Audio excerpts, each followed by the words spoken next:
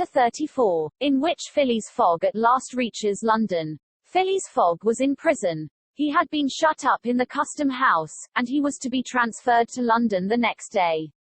Passepartout, when he saw his master arrested, would have fallen upon Fix had he not been held back by some policemen. Aouda was thunderstruck at the suddenness of an event which she could not understand.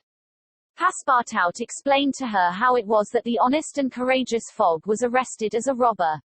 The young woman's heart revolted against so heinous a charge, and when she saw that she could attempt to do nothing to save her protector, she wept bitterly. As for Fix, he had arrested Mr. Fogg because it was his duty, whether Mr. Fogg were guilty or not. The thought then struck Passepartout, that he was the cause of this new misfortune. Had he not concealed Fix's errand from his master? When Fix revealed his true character and purpose, why had he not told Mr. Fogg?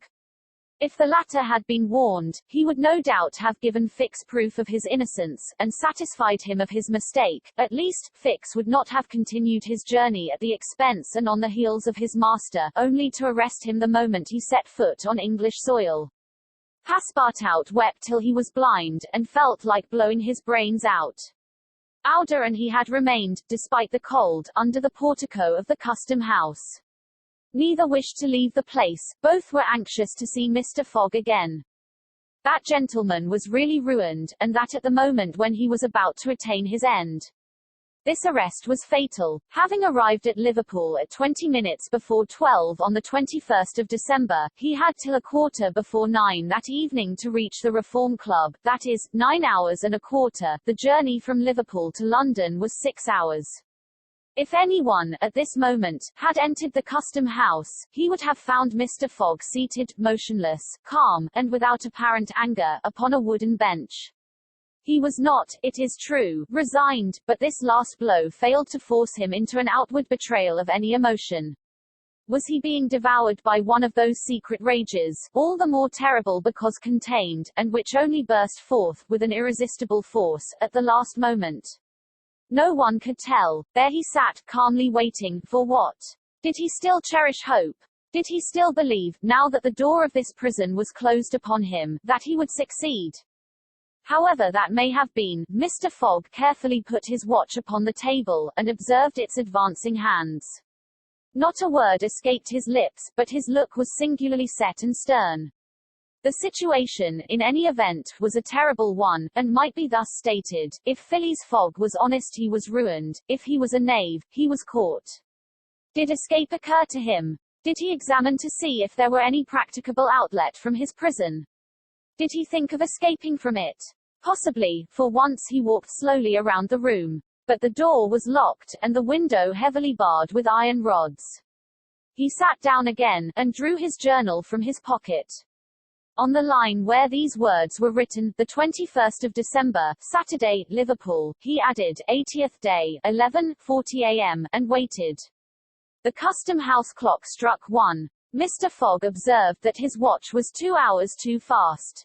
2 hours. Admitting that he was at this moment taking an express train, he could reach London and the Reform Club by 9:15 p.m., his forehead slightly wrinkled. At 33 minutes past 2 he heard a singular noise outside, then a hasty opening of doors.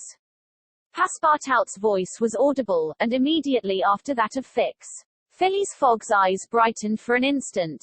The door swung open, and he saw Passepartout, Aouda, and Fix, who hurried towards him.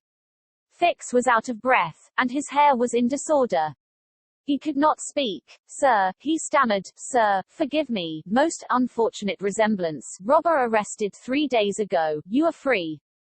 Phileas Fogg was free. He walked to the detective, looked him steadily in the face, and with the only rapid motion he had ever made in his life, or which he ever would make, drew back his arms, and with the precision of a machine knocked Fix down. "Well hit," cried Passepartout, "parbleu. That's what you might call a good application of English fists." Fix, who found himself on the floor, did not utter a word. He had only received his deserts. Mr. Fogg, Aouda, and Passepartout left the Custom House without delay, got into a cab, and in a few moments descended at the station. Phileas Fogg asked if there was an express train about to leave for London. It was 40 minutes past 2. The express train had left 35 minutes before. Phileas Fogg then ordered a special train. There were several rapid locomotives on hand, but the railway arrangements did not permit the special train to leave until 3 o'clock. At that hour Phileas Fogg, having stimulated the engineer by the offer of a generous reward, at last set out towards London with Aouda and his faithful servant. It was necessary to make the journey in 5 hours and a half, and this would have been easy on a clear road throughout. But there were forced delays, and when Mr. Fogg stepped from the train at the terminus, all the clocks in London were striking 10 minutes before 9. Having made the tour of the world, he was behindhand 5 minutes. He had lost the wager.